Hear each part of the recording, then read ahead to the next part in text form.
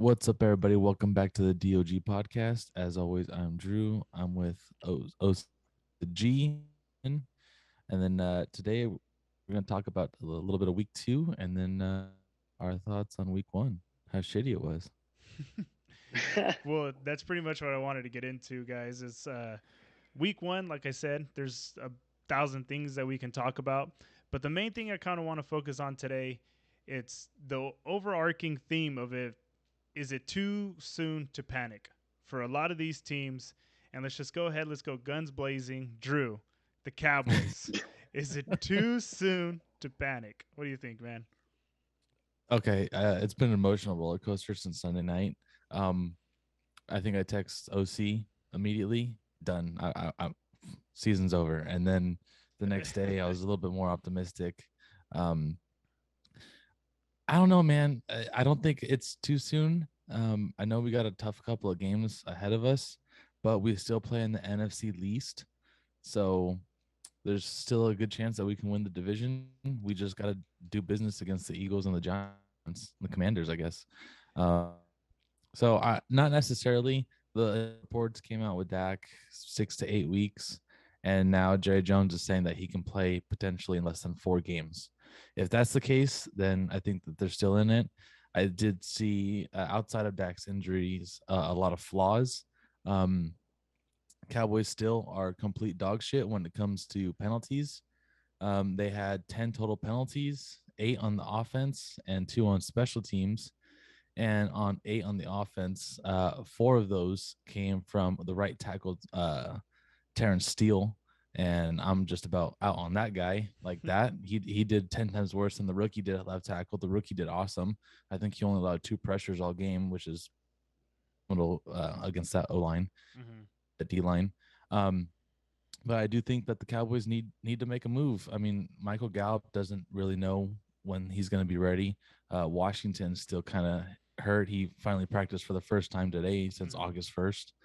Um, I was telling OC, maybe instead of spending some extra money on a quarterback, like I kind of thought was going to happen, Mm-hmm. if they're saying Dak's going to be back in potentially 4 to 6 weeks, maybe you hit up OBJ or you hit up AB and you try to add some diversity to that offense because as you can tell, it was really easy for the Bucks just to rush 4, drop 7, and just cover every single zone imaginable, and Dak fucking had nothing to throw to.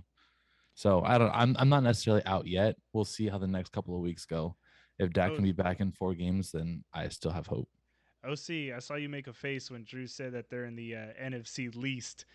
Do you disagree? Everyone's 1-0 except the Cowboys. Watching Philadelphia play, man, the other day didn't look too bad, man. They actually looked pretty decent. OC, what do They you think? barely beat Detroit. OC, what do you think? Well, let me just tell you, my friend, Mm-hmm. watching the Cowboys live lose and only score you 3 points was very, very pleasing. So Right. Hey, I saw that you were uh, at the game. How was that? it was cool. It was a great experience. Mm-hmm. Watching the Got to goat watch Tom live. Brady. Yeah. Yeah. So, I mean, he didn't do too much, but he did enough to just like control the pace of the game. And Right. like Andrew said, the defense for Tampa Bay just pretty much rushed 4 and dropped 7. We're able to give Dallas and that Mm-hmm. offense fits, just with that kind of coverage and Right. as little as pass rushers as they had. Yeah, because even when Dak was in, like Drew said, they weren't even moving the ball. Even so, losing him, I do think it's a big deal because we saw what happened not last year, but the year before when he was out. They did not look all that good. Um, so it's going to be interesting to see that they didn't place him on IR and hopefully maybe forcing him to come back because it is his throwing hand, which does throw up some question marks of whether or not he's going to be able to grip that ball when he's going to be throwing it because we saw what happened with Drew Brees, right? Yeah, last year or the year before, sorry, Mm. when he hurt his hand and he couldn't produce much of anything. So that's going to be interesting there. Let's go ahead. Let's go move on to another team in the NFC, the Packers and Aaron Rodgers. OC, is it too soon to panic? Nah, no. Last Mm-hmm. year they lost the first game of the year, and Mm-hmm. then he rattled off 7 straight wins. So I think along the same lines, it's a division Mm-hmm. rival that they get to play this week. It's on Sunday Night Football. Right. Aaron Rodgers, there's no way he plays back to back terrible games, you know. Mm-hmm. And like they broke it down in one of his Pat McAfee interview where they're talking about how this is his real first live game reps because he doesn't Mm-hmm. really play in the preseason. So Right. it was kind of his first time getting hit, his first time seeing everything live. So And so that's what I kind of noticed around the league, where just like not a lot of superstars really had big games outside of like, let's say, Patrick Mahomes and Josh Allen. None of the other superstars around the league didn't really go off, maybe because they didn't really get those live 100% reps during the Mhm. preseason. Do you think in the future that's going to be an issue where like they start off week one, week two, everybody's kind of coming in like a little rusty and they're making mistakes, and do you think that kind of leads to injury like what we saw with T.J. Watt and the Steelers? Do you think that's going to be an issue, OC? yeah, because if you think about it, they got rid of one preseason game already. What, last year, 2 years ago? Right. Yeah. So Mm-hmm. now we're only seeing three, right? So the first game, the first preseason game, none of the starters really play. If Mm-hmm. maybe a drive, if that. The Mm-hmm. second one, they might play two, and the third one is just really they just trying to cut down to the 53-man roster. And they're talking about potentially just getting rid of the third preseason game and only having two. So it's only Two. gonna, Mm-hmm. yeah. So we're only gonna, we're gonna see this in the next couple of years where it just like these guys come out rusty or not up to speed because they Mm-hmm. don't get the live reps. Right. So I And think it still continues. do you think then that's going to make him probably force the NFL to maybe let them keep a bigger roster going into like week one and week two, so they get more of a rotation and you see guys taking less 100% live reps during like week one and week two, and let them kind of ease back into it? Well, yeah, like the CBA deal that they did a couple years back kind of just Yeah. limited the amount of contact that they have in practices, right? Especially Right. or in training camp. So these guys really don't hit, if anything, maybe like twice a week. So that's Right. why you're seeing a lot of rust. And then these guys, like, it takes like maybe a couple weeks for it to build up to where they're like Mm-hmm. full speed and they're like they're fully into their playbooks and they could do Yeah. everything that they want. The next team I wanted to talk about are the Cardinals, Arizona Cardinals. Pretty much got demolished against the Chiefs. I mean, that was the only game other than the Bills and Rams game where we saw like a big margin of victory. Drew, what do you think, man? Is it too soon to panic for the Cardinals? I don't think it's too soon to panic. They looked like a cheap last year, and Uh, they're off to this like a very similar pattern the way they ended the season. I mm-hmm. think you kind of do panic because statistics show that Kyler Murray is only good at this point of the year, and then once Call of Duty comes out, he goes to shit. So if you're playing like shit before Call of Duty's out, you're kind of screwed after it's out. Um, and I don't know. I mean, maybe not. The division I think is a little bit weaker this year. I still think Mm-hmm. Rams are going to win the division. Mm-hmm. I don't think the Niners are as because of there's still a lot of question marks around the quarterback position. Right. But I do think it's kind of panic mode for the Cardinals. Really? OC, what do you think? If they lose against the Raiders Sunday, then yeah, I'd be worried. But Mm-hmm. I think it's a must win for both teams this early on, right? Because neither team wants to start 0-2. And that's a good And transition right there, man. What about the Raiders? Do you think it's too soon for the Raiders to panic? Derek Carr throwing 3 interception, and he just looked really bad. What do you think, OC? no, because even at the end, they still had a shot, right? They only lost by Yeah, they five, made it a so game. Right. Yeah. so Mm-hmm. even as bad as he played, it was still like within reach for them to at least like try Mm-hmm. to tie it or even win it with a touchdown. But Mm-hmm. like if you start 0-2, then that's when your percentages dramatically like decrease to make the playoffs. So you can't start off 0-2 unless you're gonna rattle off about Mm-hmm. like 6 or 7 wins in a row. Right. Yeah, especially in the AFC right now. Mm-hmm. Yeah. Everyone's really good in the AFC. Exactly. What do you think, Drew? Is you think it's too soon to panic for the Raiders, or you think they're in good I shape right do. now? I do. I kind of put the Raiders and the Packers in a similar situation. Mm-hmm. Um, just for the quarterback's sake, I think Derek Carr is still trying to understand the whole process of how Mm-hmm. everything's going to run through Devonte Adams now. And same thing with Aaron Rodgers is how is everything going to run without Devonte Adams? Mm-hmm. I do agree with OC. If they go 0-2, that's going to be a tough hill to climb, especially in Right. that division. Um, but no, I'm not too worried. I don't think. I mean, Derek Carr wasn't great, but he was Mm-hmm. still in the game, and I don't ever feel like the Chargers like took full advantage of that game Right. and had like a commanding. The Raiders ran it until the very end. So I'm not really panicking about them. I do Mm-hmm. think if they lose to the Cardinals, then you got some questions. But right now, I'm okay with the Raiders. The next team I want to get into, the 49ers, man. They were up, I think at halftime, looked like they were dominating. And then just Justin Fields kind of went off there in the second half. Do you guys think it's too soon to panic for the Niners? Trey Lance did not look all that great. What do you think, Uh, OC? Um, Not really, because I think the weather conditions kind of played a factor into that game. Right. The thing I'm worried about is them losing Eli Mitchell for like 2 months. Yeah. I think that kind of severely kind of hurts him, especially Mm-hmm. since he was supposed to be the guy. I mean, Jeff Wilson is a Right. good backup too, but I mean, I'm not panicking. It was Mm-hmm. terrible weather. Um, you're asking your young quarterback to kind of. I mean, I know Justin Fields is young too, but Mm-hmm. it's the elements, and then on top of that, like I Kittle didn't play, so I'm not investing too much into it. Mm-hmm. So they could I think they'll bounce back this week against Seattle, so Mm-hmm. I think And that'll take then care of itself. And for running back position, they did just sign Marlon Mack. I guess kind of like a short term kind of deal. What do you think, Drew? Do you think is it too soon to panic for the Niners? no, I don't think so. Mm-hmm. The weather wasn't great. Both quarterbacks had to play in it. But Mm-hmm. I think the big advantage the Bears had was Justin Fields played an entire season last year. Trey didn't. Right. Mm-hmm. So he's got that experience. He kind of already knew what he needs to do. Trey Mm-hmm. played a little bit last year, but it was finally like the whole reins were given to Trey. He had Mm-hmm. the key to the team, and now it's his team, and he still needs to learn what it's like to go out there and win an NFL game like that when the team is his. You know, so I think that they'll bounce back against Seattle. Mm-hmm. He's just got to kind of get his feet wet in the NFL as being the guy. Right.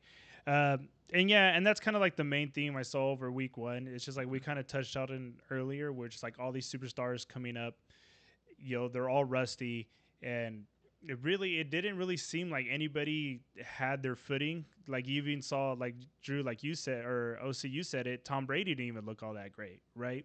That Um, Cowboys defense swarms. just because of the Cowboys defense was just all over the field, right? Held Uh, two held the goat to 212 yards. That's a win for me. Yeah, hey, but and they then let then they, Leonard Fournette go for 127. right. Hey. We're talking about just Tom Brady right now. We're just Oh, talking about okay. Tom Brady. But they did enough to win the game. Even Tom Brady at the end of the game, I think he had the interception. He was like, I made that mistake. I just didn't see him. And it's Hmm. like he even said it himself. It's like it's mistakes I don't normally make, but that's probably because of the lack of like 100% live reps. And that's kind of Patriot esque, right? Like I mean, remember the Patriots? Like with there's years I think runs into the Super Bowl, like they start off like 0-2 or 0-3, and then everybody's up in arms, and then he's just like, okay, everybody needs to chill out, calm down, and then they go on this huge ass run, right? Hmm.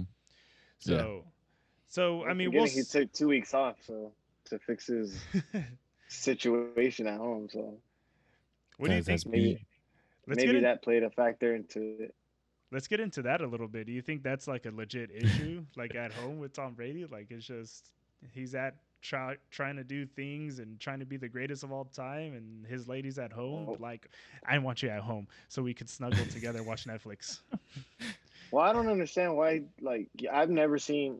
Like, when have you ever heard of any like quarterback, maybe like superstar player, take 2 weeks off right before the season starts? Right. That None never of them are the happens. greatest. None of them are the greatest than 45 years old. That's another thing. I mean, it's just maybe it's it. You think like especially how serious he takes it and how many hours he puts in. You think it's like it puts a strain on his family, Well, It has to. I'm right? sure. I mean, he's playing damn near 10 years longer than the average quarterback plays in the Right. NFL. I'm Mm-hmm. sure his wife would have thought by now that they would have been, in retirement for the last 7 years, and Mm-hmm. that's not happening. So I'm sure after a while you just kind of get annoyed. Yeah, I know.